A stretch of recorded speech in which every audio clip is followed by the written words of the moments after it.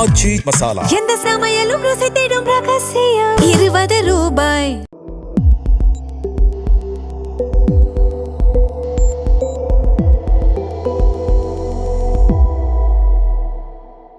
தமிழ் தடம் நேயர்களுக்கு வணக்கம். நம்மோடு உரையாட ஊடகவியலாளர் திரு கேப்ரியல் இணைந்திருக்காங்க. வாங்க பேசலாம். அதற்கு முன்பாக சப்ஸ்கிரைப் பண்ணாமல் வீடியோ பார்க்குறீங்கன்னா சப்ஸ்கிரைப் பண்ணிடுங்க. உங்களுடைய ஆதரவை தமிழ் தடம் சேனலுக்கு கொடுங்க. வணக்கம். வணக்கம். 6வது எம்எல்ஏ இன்று ரிசைன் பண்ணியிருக்காரு. எம்ஆர் விஜயபாஸ்கர், கரூர் தொகுதி. ரொம்ப அதிருப்தியில் நிறைய அதிமுக எம்எல்ஏக்கள் இருக்காங்க. அடுத்தடுத்து ராஜினாமா நடக்கும் அப்படின்னு பேசப்பட்டுட்டு இருந்தது. இன்னைக்கு ஒன்று நடந்துருச்சு. திங்கள் அதுவுமா வார தொடக்கத்தில் ஒன்று நடந்துருச்சு. இன்னும் எத்தனை நடக்க போகுது அப்படின்றது தெரியல. அடுத்தடுத்து இன்னும் இருக்குது, இன்னும் முடியல. இது அதிமுக எம்எல்ஏக்கள் ரிசைன் அப்படின்றது இன்னும் தொடரும் அப்படின்றது தான் சொல்லப்படுது. ஸோ மொத்தமாக 7 தொகுதிகள் தமிழ்நாட்டில் காலியானதாக அறிவிக்கப்பட்டிருக்கு. ஸோ எப்படி பார்க்குறீங்க? இப்போதைக்கு விக்கெட் நம்பர் 7 விழுந்திருக்கு. இன்னும் கொஞ்சம் விக்கெட்ஸ் விழுவதற்கான வாய்ப்பு இருக்குது அப்படின்ற மாதிரி தான் தோணுது. ஏன்னா இப்போ எஸ்பி வேலுமணி அவர்கள் நேற்றுன்னு நினைக்கிறேன், அவர் ஒரு கூட்டம் ஒன்று நடத்துகிறாரு. அதில் பார்த்தோம்னா இபிஎஸ் அவர்களோட ஃபோட்டோ இல்லை, அதிமுக சின்னம் இல்லை, வெறுமனே எம்ஜிஆர் அவர்கள், ஜெயலலிதா அவர்கள். அதாவது தாவேக்காவுக்கு போகிறதுக்கு என்ன குவாலிஃபிகேஷன் வேணுமோ, தாவேக்கால எது அலௌடோ அது மட்டும்தான் இருக்குது. எம்ஜிஆர் அவர்கள், ஜெயலலிதா அவர்களை அலோவ் பண்ணுறாங்க, அந்த ஃபோட்டோஸ் அலௌடு. ஆனால் அதிமுக சின்னம், இபிஎஸோட ஃபோட்டோ, அதிமுக கட்சி பேர் இதெல்லாம் அலௌடு கிடையாது. ஸோ வெறுமனே இந்த லெவலில் அவர் ஒரு மீட்டிங்கை நடத்துகிறாரு. எஸ்பி வேலுமணி அவர்களுக்கு பெரிய அதிருப்தி இருக்குது. ஏன்னா அவருக்கு பறிக்கப்பட்ட பதவி இன்னும் வழங்கப்படலை, மாவட்ட செயலாளர் பதவி இன்னும் வழங்கப்படலை. ஆனால் கழக பொதுச் செயலாளர், துணை பொதுச் செயலாளராக போட்டிருக்காங்க. பட் இருந்தாலும் முக்கியமான பதவி அவருக்கு பறிக்கப்பட்டிருக்கு. அந்த அதிருப்தியும் இருக்குது, வேற நிறைய அதிருப்திகளும் அவருக்கு இருக்குது. ஸோ அந்த சைடில் உள்ள புகைச்சல் போய்கிட்டு தான் இருக்குது. அதுபோக இப்போ எம்ஆர் விஜயபாஸ்கர் அவர்கள் போயிருக்காரு. முதல்ல நீங்கள் ஒரு அரசியல் பேசுகிறீங்க. இப்போ உங்கள் அரசியல் என்ன? நாங்கள் கரப்ஷன் ஃப்ரீ பார்ட்டி, தூய அரசியல் பேசக்கூடியவர்கள் நாங்கள், தூய அரசியல் செய்யக்கூடியவர்கள் நாங்கள். அப்படி இருக்கும்போது புதுசாக உங்கள் கட்சியில் நிறைய பேர் வராங்கன்னா நீங்கள் முதல் உங்கள் ஸ்டாண்டை கிளியர் பண்ணும். எம்ஆர் விஜயபாஸ்கர் அவர்கள் சிறந்த ஒரு தலைவர், செங்கோட்டையன் அவர்கள் சிறந்த ஒரு தலைவர், அதுபோக மற்ற எம்எல்ஏஸ்லாம் வராங்கல்ல, அவங்க எல்லாம் சிறந்த தலைவர்கள். அதனாலதான் நாங்க அவங்கள அலோவ் பண்றோம். அவங்களுக்கெல்லாம் அந்த ஊழல் கரையெல்லாம் படியாதவங்க, கிளீன் பொலிட்டீஷியன்ஸ். நாங்களும் கிளீனான பார்ட்டி, வரவங்களும் கிளீனான பொலிட்டீஷியன்ஸ், அதனால சேர்த்துக்கிறோம் அப்படின்ற அந்த கிளாரிஃபிகேஷனை கொடுக்கணும். இப்ப நானும் பாக்குறேன், நம்மளை திட்டுறாங்க, ஆனா நம்ம சொன்னதெல்லாம் பொய்ன்னு யாருமே சொல்ல மாட்டேங்கிறாங்க. இப்ப அதிமுகவோட எம்எல்ஏஸ் நிறைய பேர் வராங்கல்ல, அவங்க எல்லாமே பியூர் பொலிட்டீஷியன்ஸுங்க, அவங்க எல்லாம் எந்த தப்புமே பண்ணலங்க அப்படின்னு யாருமே கமெண்ட் செக்ஷன்ல பேசி நான் பார்க்கல. ஆனா நம்ம திட்டுறாங்க, இந்த மாதிரி நீ திமுகவோட ஆள் அது இதுலாம் சொல்றாங்க. ஆனா இவங்களுக்கே வரக்கூடிய அந்த எம்எல்ஏஸை டிஃபெண்ட் பண்ண முடியல. உங்களாலேயே டிஃபெண்ட் பண்ண முடியாத இந்த ஆட்களெல்லாம் ஏன் உள்ள விடுறீங்க? ஸோ இப்போ கிளியரா நமக்கு தெரியுது, பெரிய லெவல்ல குதிரை பேர் அரசியல் நெக்ஸ்ட் ஸ்டேஜுக்கு இப்போ போயிட்டு இருக்கு. அதுபோக பார்த்தீங்கன்னா வைகோ அவர்கள் ஓப்பனாகவும் பேசிட்டார். அதை வைகோ அவர்கள் அந்த ப்ரெஸ் மீட்ல பேசும்போது அவரு சொல்றாரு, முதல்வர் விஜய் அவர்கள் என்கிட்ட அந்த 2 எம்எல்ஏஸையும் ராஜினாமா செய்ய சொல்லுங்க, நான் அவங்கள ஜெயிக்க வைக்கிறது எங்க கடமை அப்படின்னு அவரு சொன்னதாகவும் சொல்றாரு.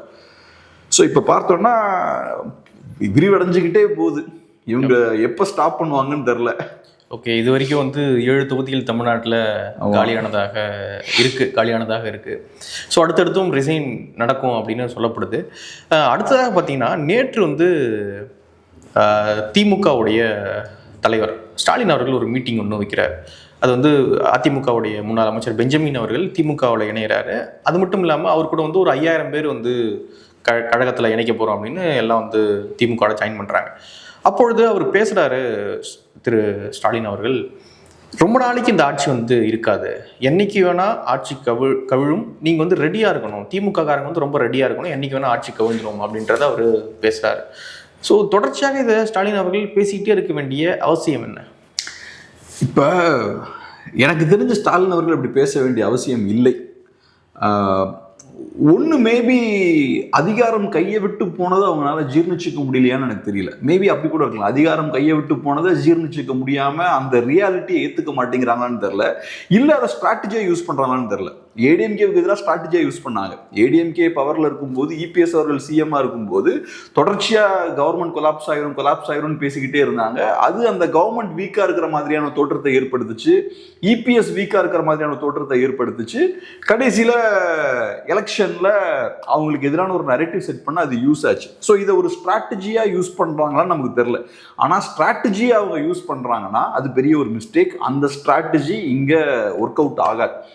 அந்த டைம்ல ஏன் அந்த ஸ்ட்ராட்டஜி ஒர்க் அவுட் ஆச்சுன்னா, இபிஎஸ் அவர்களுக்கு அப்ப பெரிய நேம் கிடையாது, புதுசா ஃப்ரெஷ்ஷா வராரு. நிறைய பேருக்கு இபிஎஸ் யாருன்னே தெரியாது. அவர் சிஎம் ஆனதுக்கு அப்புறம் தான் இபிஎஸ்ன்ற ஒரு லீடர் நிறைய பேருக்கு தெரியும். அது போக சசிகலா அவர்களோட இமேஜ் ரொம்ப பெருசா இருந்தது.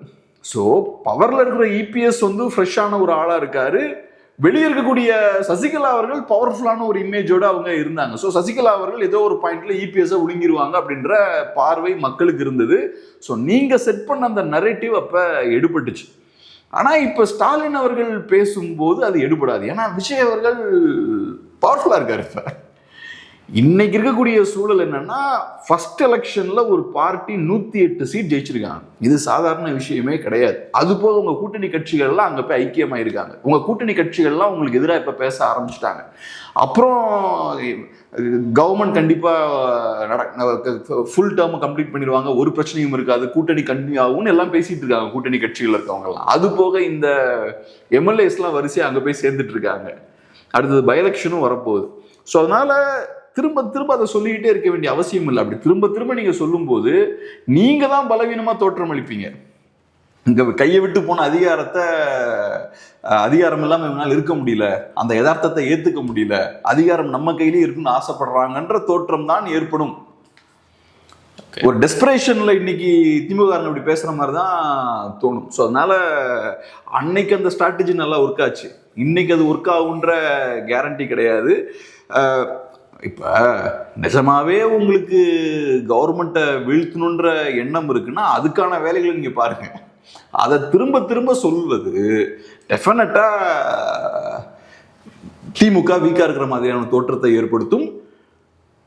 அதிகாரம் மேல ஒரு பெரிய மோகம் இருக்கு அப்படின்றதையும் அதை எக்ஸ்போஸ் பண்ணும். இந்த வார்த்தையை பயன்படுத்த வேண்டாம். ஆமா, திரும்ப திரும்ப ஏன் அதை சொல்லிக்கிட்டே இருக்கணும்? புதுசா ஒரு கவர்மெண்ட் வந்து இப்ப பவர்ல இருக்காங்க, உங்களுக்கு நிஜமாவே கவர்மெண்ட்டை கொலாப்ஸ் பண்ண முடியும்னா அதை பண்ணுங்க ஸ்ட்ரைட்டா.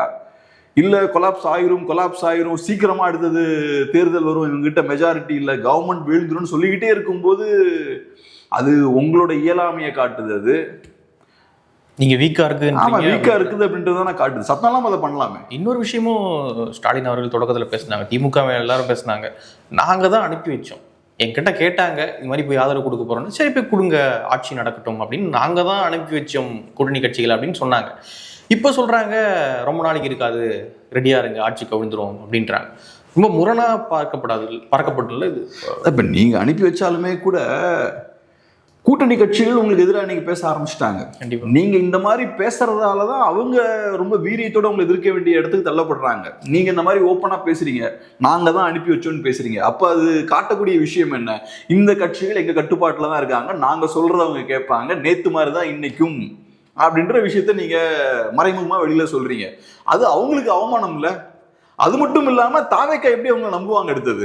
ஸோ அப்போ அவங்க இல்ல நாங்கள் சுயமாக தான் சிந்திச்சு செயல்படுறோம், திமுக சொல்றதெல்லாம் கேட்க வேண்டிய அவசியம் எங்களுக்கு இல்லை அப்படின்றத நிரூபிக்கணுன்ற கட்டாயம் ஏற்படும் போது கம்யூனிஸ்டுகளும் இன்னைக்கு உங்களை அட்டாக் பண்றாங்க. அப்புறம் விசிகேவும் சில நேரங்களில் உங்களுக்கு எதிராக பேசுறாங்க. ஸோ நீங்க இப்படி பேசும்போது கூட்டணி கட்சிகளையும் அந்த இடத்துக்கு தள்ளுறீங்க. பட் எண்ட் ஆஃப் தி டே இன்னைக்கு நீங்க அப்படி பேசும்போது நேத்து வேற, அது போக அந்த டைம்ல உங்களுக்கு இருந்த மீடியா கண்ட்ரோலும் வேற. ஒன்று உங்களுக்கு மீடியா கண்ட்ரோல் இருந்தது, ரெண்டாவது ஏடிஎம்கே வர்சஸ் டிஎம்கேன்னு வரும்போது உங்களால் பெட்டராக நரேட்டிவ் செட் பண்ண முடியும். நீங்கள் பேசுகிற விஷயங்கள்லாம் எடுபடும். ஏடிஎம்கே டிஎம்கேனால நீங்கள் ஸ்ட்ராங்காகவும் தோற்றம் அளிப்பீங்க. இபிஎஸ் அப்போ புதுசாக வராரு, பார்ட்டிக்குள்ள நிறைய குழப்பங்கள் இருக்கு, நீங்கள் இன்னும் கொஞ்சம் கூட டாமினண்ட்டாக தோற்றம் அளிப்பீங்க. இஷ்யூஸ் எல்லாம் கையில் எடுத்து நல்லா ஸ்ட்ராங்காக அடிச்சு விளையாண்டுட்டு இருந்த காலகட்டம் அது.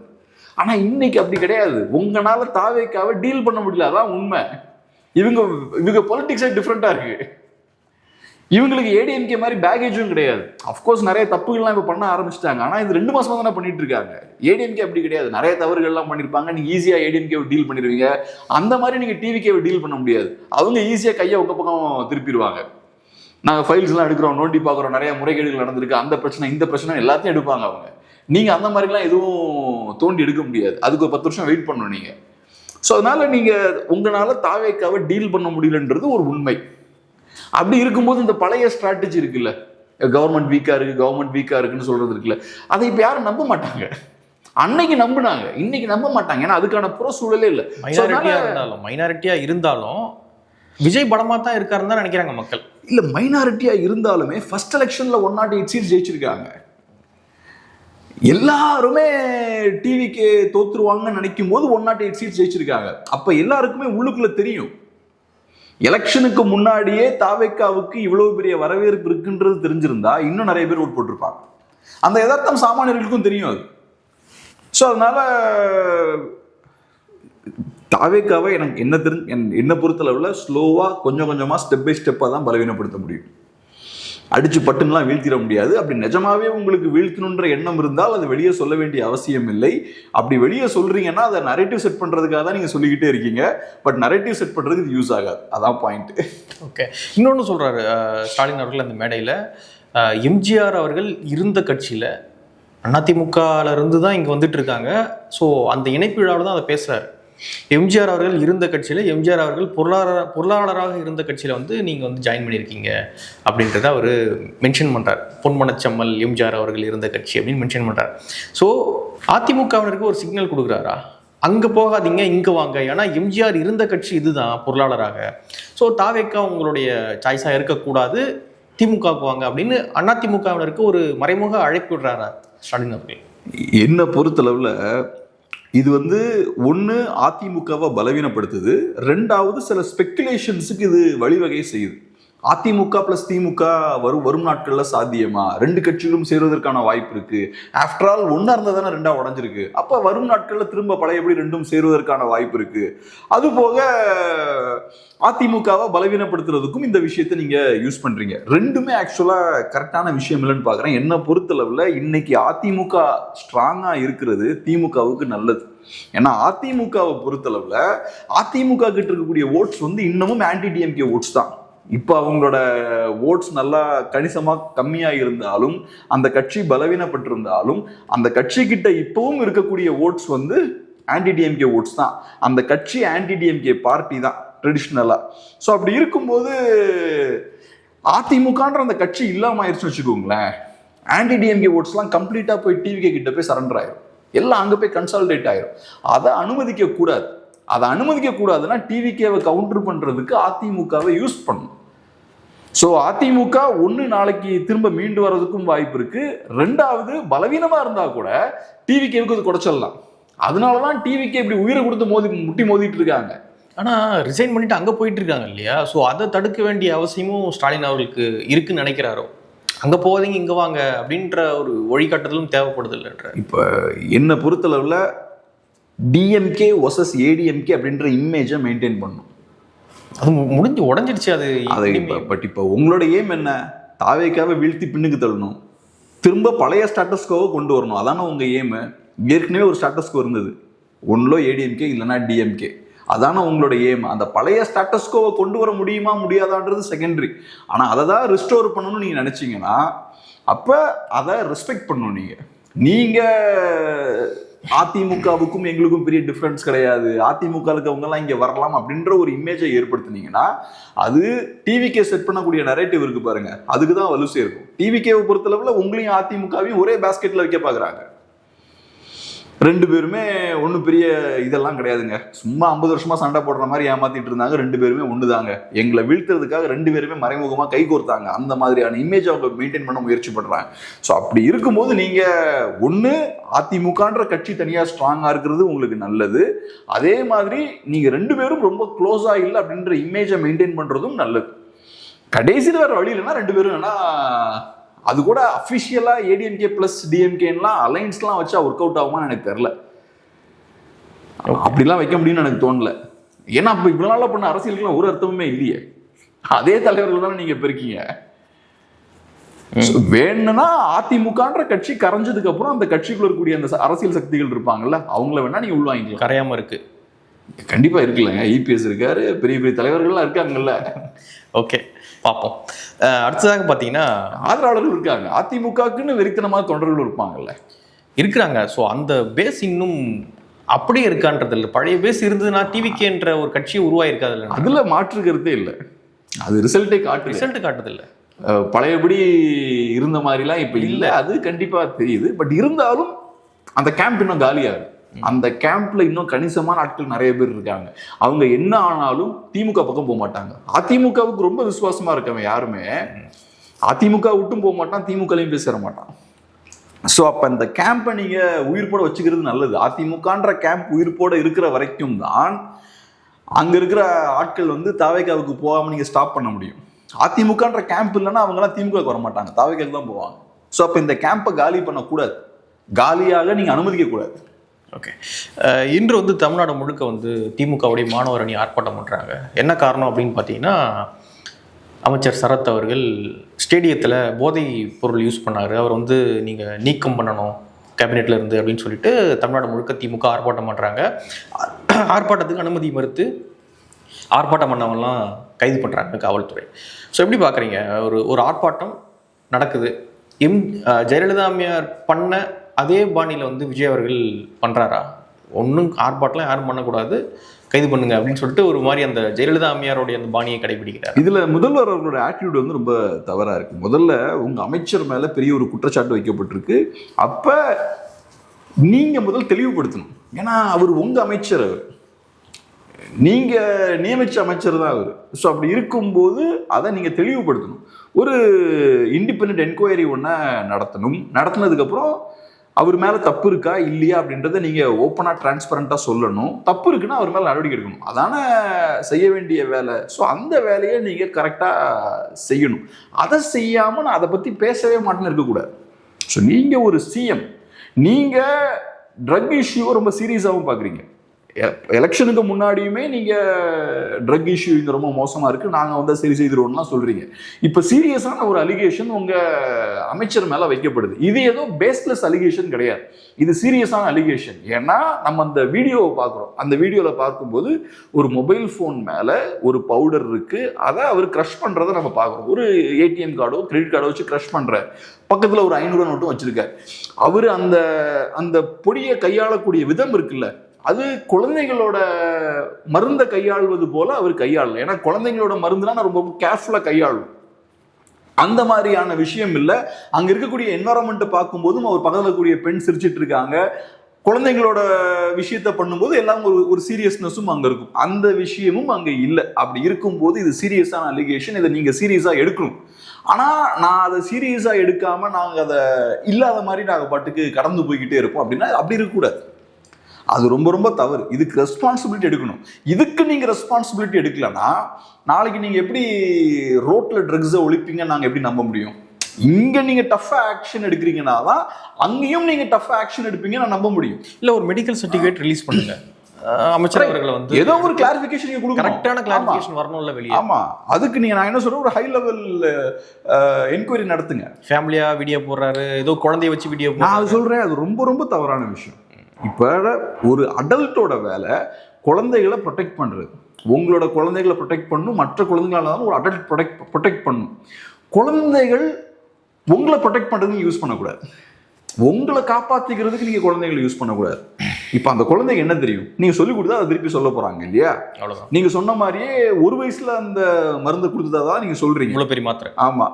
சோ அப்படி இருக்கும்போது அந்த குழந்தைக்கு பெரிய ஞாபகம் கூட இருக்காது. ஏன் நீங்க அவங்களதான் இந்த இஷ்யூக்குள்ள கொண்டு வரீங்க? உங்களோட வேலை அஸ் அன் அடல்ட் நீங்க அந்த குழந்தையை ப்ரொடெக்ட் பண்ணும்.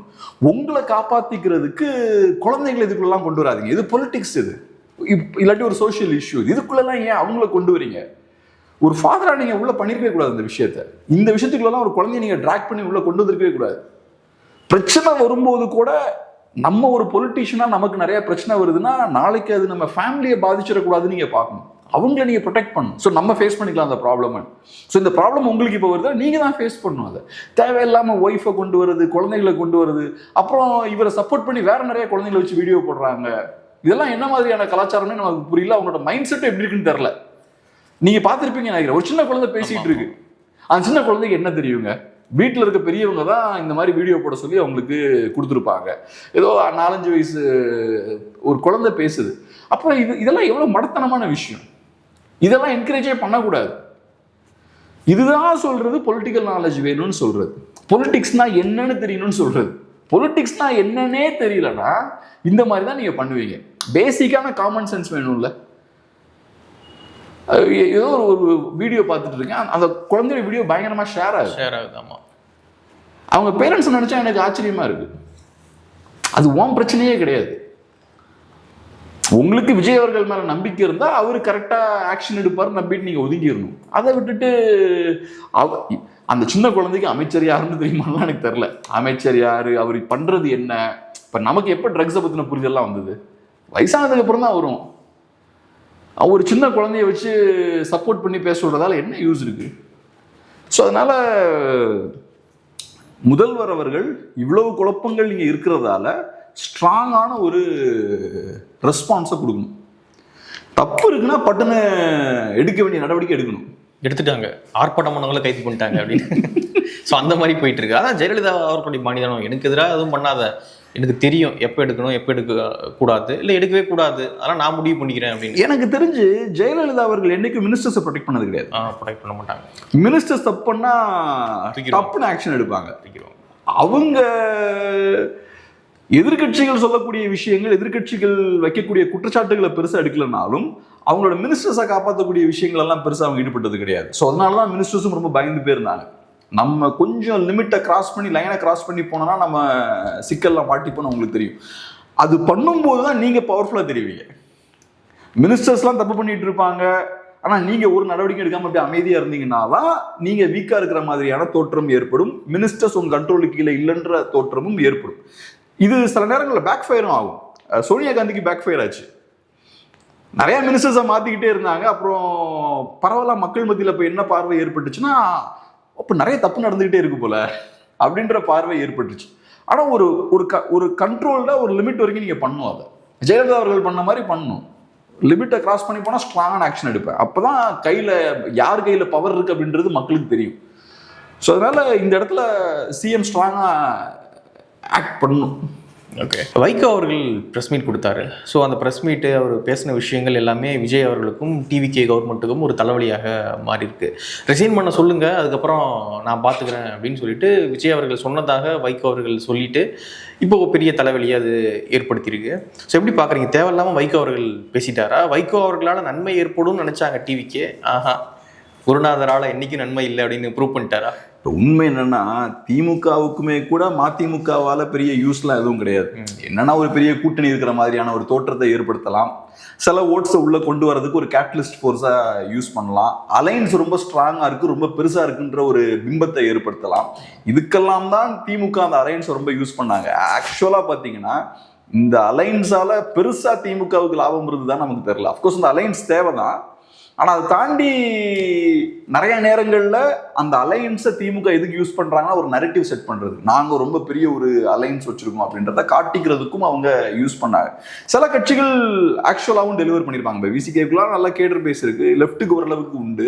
ஆனா இப்போ எம்டிஎம்கே எடுத்துக்கிட்டீங்கன்னா ஒன்றும் இல்லை, எம்எல்ஏஸையும் கண்ட்ரோல் பண்ண முடியல, பெருசா கேடர் ஸ்ட்ரென்த்தையும் உங்களால காட்ட முடியல, உங்க எம்எல்ஏஸும் உங்க பேச்சை கேட்க மாட்டேங்கிறாங்க, பார்ட்டியும் உங்க கண்ட்ரோல் இல்லை. இப்ப பார்த்தோம்னா அந்த பொதுக்குழு கூட்டத்துல இவரு துரை வைக்க வரலையா, அவர் ஏதோ கட்சிக்காரரை யாரையோ பார்க்க போயிட்டார் போல, உடல்ல குறைவுல இருக்கக்கூடிய ஒருத்தரை பார்க்க போயிட்டார் போல. ஸோ அப்போ அது காட்டக்கூடிய விஷயம் என்ன? இப்போ நீங்க பாத்தீங்கன்னா அந்த லாஸ்ட் ஒரு 2 இயர்ஸாவே துரை வைகோ தான் எம்டிஎம்கேவோட ஃபேஸா இருக்கார். ஆனா ஒரு கிரிட்டிக்கலான ஒரு டிசிஷன் எடுக்கணுன்ற இடம் வரும்போது துரை வைகோ சீன்லயே இல்லை, வைகோ சீனுக்கு வர்றாரு, என்ட்ராகிறாரு. அப்போ அது காட்டக்கூடிய விஷயம் என்ன? துரை வைகோ முக்கியமான ஒரு டிசிஷன் எடுக்க வேண்டிய இடம் வரும்போது ஓரங்கட்டப்படுறாரு, அப்பா உள்ள என்ட்ராகிறாரு. அப்ப நிஜமான பவர் இன்னைக்கும் வைகோ அவர்கள் கிட்ட தான் இருக்கு. ஏதோ ஒரு ஃபிக்ஷன் அதை கண்டிப்பா ஏற்படுத்தணும்ல. ஸோ இப்போ அது சலசலப்புகளை ஏற்படுத்துது, ஸ்பெகுலேஷன்ஸை கிளப்புது, 2 பேருக்கும் ஏதோ சிக்கல் இருக்கு போல அப்படின்ற மாதிரி. ஏன்னா இப்பதான் ஒரு பஞ்சாயத்து முடிஞ்சிருக்கு பாமகல, அந்த மாதிரியான ஸ்பெகுலேஷனை அது கிரியேட் பண்ணுது. ஸோ இந்த பார்ட்டியை பொறுத்தளவுல ஒன்றும் பெரிய ஸ்ட்ரென்த் இல்லை. 2வது உள்ளுக்குள்ள நிறைய பிரச்சனைகள் இருக்கு. 3வது இதுக்கு முன்னாடியும் நம்ம பார்த்துருக்கோம், எம்டிஎம்கே மாதிரியான பார்ட்டியால, ஈவன் டிஎம்டிகே கூட சொல்லலாம், அவங்க கூட்டணியில் இருக்கக்கூடிய அந்த கட்சி இருக்குல்ல, அவங்களுக்கு தான் பிரச்சனை நிறைய வந்திருக்கு. அவங்க எந்த கூட்டணியில் இருக்காங்களோ அந்த கூட்டணிக்கு நிறைய பிரச்சனைகள் அவங்க கொடுத்துருக்காங்க. காங்கிரஸும் அதை பண்ணுவாங்க, ஹெவியா பிரச்சனைகள் கொடுக்கறது. இப்போதைக்கு தாவேக்காவுக்கு ஹனிமூன் பீரியட்ல இருக்காங்க. அவங்க இப்பதான் பவருக்கு வந்திருக்காங்க. ஸோ இப்போதைக்கு பார்த்தோம்னா அவங்களுக்கு ஒன்றும் பிரச்சனைகளே இல்லை. அவங்களே தேவையில்லாத பிரச்சனைகளை கிரியேட் பண்ணிட்டு இருக்காங்க. இப்போ நம்ம பேசணும் இல்லையா, அந்த IPL மேட்ச் நடக்கும்போது மினிஸ்டரோட வீடியோ ரிலீஸ் ஆச்சு. அதெல்லாம் ஆக்சுவலாக பிரச்சனையாக வரவே கூடாது. ஏன்னா உங்களுக்கு உண்மையான பிரச்சனைகள் நிறைய வர ஆரம்பிக்கும் போக போக.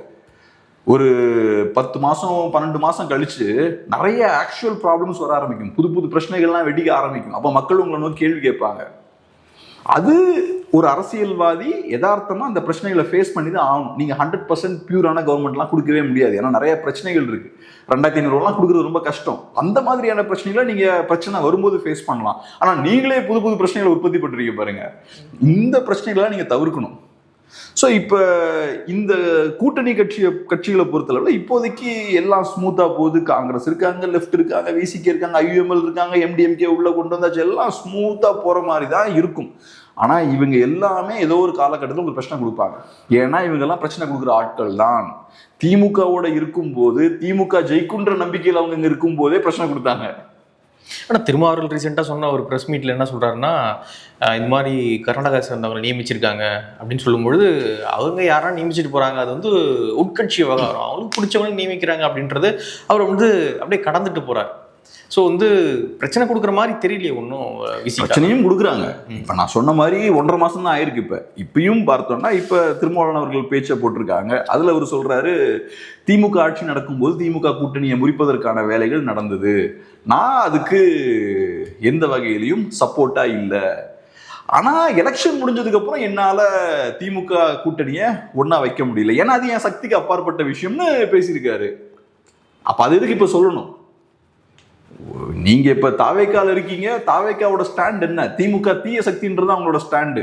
ஸோ அப்ப ஏன் எலெக்ஷன் முடிஞ்சதுக்கு அப்புறம் திமுகவோட கூட்டணியை கட்டி காக்கிறத பத்தி நீங்க பேசணும்? அதான் தீய சக்தின்னு ஆயிப்போச்சு. நல்லதுதான் இப்ப உடையிறது. ஸோ அப்ப ஏதோ ஒரு வகையில டிஸ்கம்ஃபர்ட்டும் இருக்கு. இப்ப என்னன்னா இப்போதைக்கு விஜய் அவர்களுக்கு பாப்புலாரிட்டி இருக்கு. டிவிகே கவர்மெண்ட்டுக்கு எதிரான ஆன்டி இன்கம்பன்சியும் இல்லை. ஸோ அலைக்கு எதிராக யாரும் போக மாட்டாங்க. லெஃப்ட்டும் சரி, VCKவும் சரி, யாரும் அலைக்கு எதிராக போக மாட்டாங்க. ஸோ இப்போ எல்லாமே ஸ்மூத், கம்ஃபர்டபுள். ஆனால் போக போக டென்ஷன் பில்ட் ஆகும், கோபங்களும் பில்ட் ஆக தான் ஆரம்பிக்கும். ஏன்னா நீங்கள் சமூக மாற்றத்தை தரையில் ஏற்படுத்தலை. சமூக மாற்றத்தை ஏற்படுத்தாமல் அரசியல் மாற்றத்தை மட்டும் ஏற்படுத்தியிருக்கீங்க. அப்போ சமூக மாற்றம் ஏற்படலைன்னா அதனால ஏற்படக்கூடிய பாதிப்புகள் மக்கள்கிட்ட அதிருப்தியாக உருவாகிட்டே இருக்கும்ல கீழே. ஸோ மேலே பொலிட்டிக்கல் ஸ்ட்ரக்சர் இருக்கு, ஆனால் ஊருக்குள்ள ஒரு பெரிய ஒரு டிஸ்கம்ஃபர்ட் இருக்கும்ல, அதிருப்தி இருக்கும்ல. அப்ப அந்த பிரச்சனைகள்லாம் இருக்கு. போக போக நிறைய கேள்விகள் கேட்கப்படும். அப்ப இவங்களும் பிரச்சனையா தான் உங்களுக்கு இருப்பாங்க. இப்ப அடுத்தது உள்ளாட்சி தேர்தல் வரும். மாணிக்கம் தாக்கூர் புதுசா இப்ப காங்கிரஸ் பார்ட்டியோட தலைவரா நியமிக்கப்பட்டிருக்காரு. உள்ளாட்சி தேர்தல் வரும்போது நாங்க அதை பத்தி பரிசீலிப்போம் அப்படின்றாரு அவரு. அப்போ உள்ளாட்சி தேர்தல் வரும்போது காங்கிரஸ் பார்ட்டி கண்டிப்பா ஹெவியா டிமாண்ட் பண்ணுவாங்க. ஏற்கனவே அவங்க சக்திக்கு மீறி நிறைய விஷயங்கள் நீங்க பண்ணிட்டு இருக்கீங்க காங்கிரஸ் பார்ட்டி. இனி உள்ளாட்சி தேர்தல் வரும்போது இன்னும் நிறைய டிமாண்ட் பண்ணுவாங்க.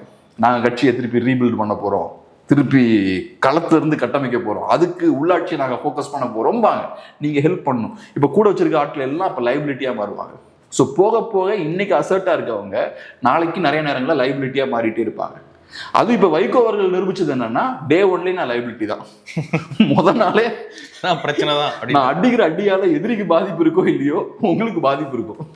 ஸோ வைகோ வந்த உடனே ஃபர்ஸ்ட் பவுன்சர் விஜய் அவர்களுக்கு தான் போடுறாரு. ஸ்டாலின் அவர்களுக்கோ திமுகவுக்கோ இல்லை, அவர் போட்ட பவுன்சர் ஃபர்ஸ்ட் பவுன்சர் விஜய் அவர்களுக்கு. இந்த 2 MLA மேட்டரை பட்டுன்னு ப்ரெஸ்ல போட்டு உடைக்கிறார். அவர் நீங்க என்ன பண்ண முடியும்? தோல்ல கை போட்டு இருக்கும் போதே உங்களுக்கு பவுன்சர் போடுறாரு. அவருக்கு எதிராக நீங்க ஏதாவது செயல்பட்டீங்கன்னா ஃபுல் ஃபிளெட்ஜா இறங்கிடுவார் உங்களுக்கு எதிராக. ஸோ அதனால இந்த சிக்கல்கள் டெஃபினட்டா தாவேக்காவுக்கு இருக்கு. பார்க்கலாம். நிறைய விஷயங்கள் மட்டும் பகிர்ந்துக்கிட்டீங்க. நன்றி.